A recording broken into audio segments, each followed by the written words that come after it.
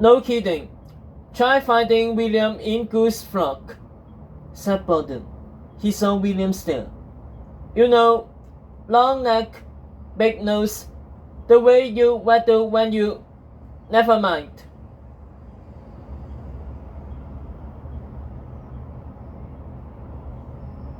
I was afraid the snake might win the first test, so I went to see Alabama, who has spotted those two with wobbling around the bank. Bettina continued. So the woodpecker and I forgot the pen. He had unleashed Wobbin to stop the snake from getting into Files 41. If his team succeeded, I would help them escape. If they failed, I would stop the snake myself. She peered at Sophie. Woodpecker planned for everything but you.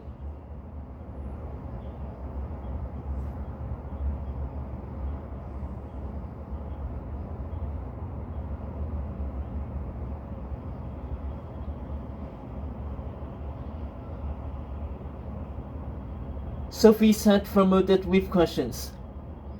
But the Queen of George Julie said her eldest name was Betty. Bettina. Betty. Betty, who had been passed over by the schoolmaster.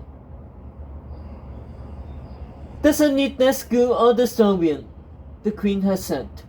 Betty's found her own way to tell tales. Sophie blistered.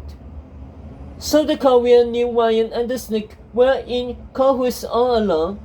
That they staged the attacks. Why didn't you do something then? William attacked Bettina. If you and your staff were on the run, why didn't you help us? There is no staff, Bettina said, her voice hardening. The rest fled after Ryan put out a warrant for us. Almost got caught myself when I snuck into Sophie's wedding briefing. Luckily, I made a mole at Camelot who gave me a haste to escape.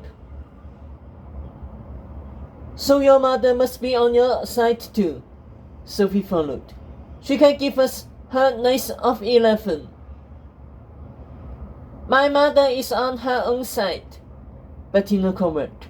That's why she surrendered her key to Japheth, even knowing he's the snake. She'll do anything to protect her family, regardless of who is king. William started to ask something, but Bettina waved him off. We are wasting time, she said, pointing at the pill in Sophie's palm. Tedros has to swallow that and find out what the second test is before the snake catches us. Which means first we need to find Tedros. First we need to get out of these fields, Sophie pointed out. Bettina frowned, as if there were no room for two leaders. Albemarle puts me here to help you escape, remember? But we can't go through the bank, Sophie reminded. The whole woods will slaughter us. We are not going through the bank, Bettina clipped, sucking on her lollipop as she headed for the door. You're a weeper. Aren't you? She glared back at Sophie. Should have read that first test more carefully. Outside Files 41, William kept a lockout. Box, we clear? Clear, Borden called somewhere far away. Make goose noises if we are not, William called back.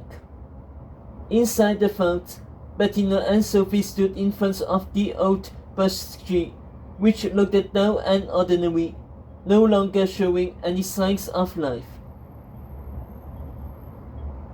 Last line of Alpha's crew, said Bettina. Now go and find it where wizard trees grow. Yeah, and I already found it, Sophie frowned, holding up the pill in the Files blue light. Why are we back here? We have the answer. We have the beard. Now we need to escape, something a tree can't help with. Why do you think this tree is in the Far Pines vault? Bettina responded. Why do you think Arthur hit his first test here? The wall of the Far Pines was fought over this tree. This is a wizard tree. The tree that can answer any question asked of it. Robin asked, assessing it skeptically. I thought this was just legend. Legends exist for a reason, said Bettina. Enough blood was shed over this tree for the Far Pines leaders to lock it here forever. But the good reporter always finds the truth. She stepped towards the tree. Let me do the talking. Whatever you do, don't ask it any questions. This is ridiculous, Sophie put, shoving in front of her. A tree can't get us out of a bank. She knocked on its back mockingly. Hello, wizard tree. Can you show us a way out? No, Bettina gasped. The tree steered awake with a ghostly shiver. It's been a long time since someone asked me a question, he said, opening his eyes at Sophie. Ah, you. Well. Can you show us a way out? Not elegant. Ill-conceived. Poorly phrased. But the question, nevertheless, ask a wizard tree and you shall receive. Your answer awaits. The tree opened its mouth wide, revealing a hole filled with gooey green moss. Sophie jumped back. Outside, a hissing squawk echoed, like a human pretending to be a goose. Button signal, William blurted. Someone's coming. Instantly, Robin surged towards the mouth of the tree. Come on, he said, climbing into the hole, looking behind. No one was following him. Too dangerous, Bettina said, pointing at Sophie. The way she asked the question is all wrong. Borden stumbled in, wet-faced. Gas! Geese! Hurry! Robin snarled, throwing through sticky moss and disappearing into the tree. William pushed the girls towards the trunk. Follow Robin!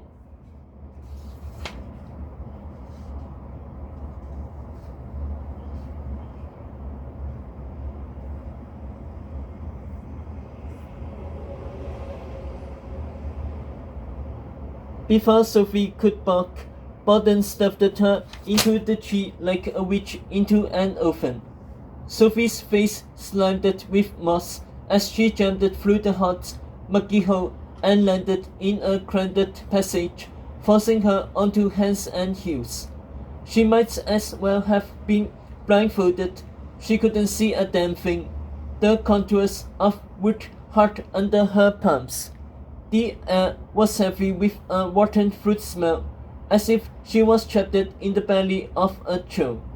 Quickly, she hid Merlin's pill inside her dress.